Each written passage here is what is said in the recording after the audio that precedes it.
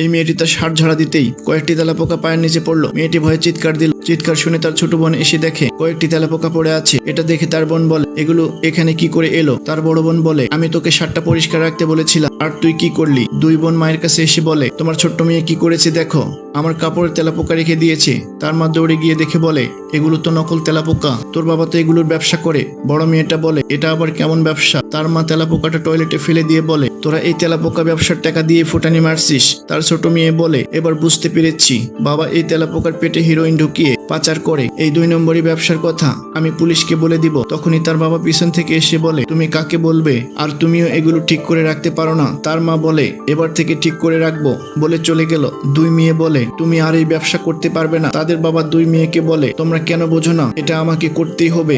বড় বোন ছোট্ট বোনকে একটু টেনে সামনে এনে বলে, এভাবে বলো না, এভাবে বললে আমরাই বিপদে পড়বো। বড় মেয়েটি বলে, এদের কিছু না বলে আমরাই চুপি চুপি এদেরকে পুলিশ দিয়ে ধরিয়ে দিব। বড় মেয়েটি যখন গোসল করতে ঢুকলো তখন তার মা গোসলের ভিডিও সিসি ক্যামেরার মাধ্যমে রেকর্ড করে তার মেয়েকে ব্ল্যাকমেল করার জন্য, যাতে তার ব্যবসার কথা পুলিশকে না বলে। এটা তার ছোট্ট মেয়ে দেখে পুলিশ নিয়ে বাসায় এসে বলে, এরা আমাদের মা বাবা হিরোইনের ব্যবসা করে। পুলিশ তাদেরকে ধরে নিয়ে গেল এবং 2 বোন আনন্দে হাসতে থাকলো। এই ভালো কাজের জন্য একটা লাইক তো দিতেই পারো।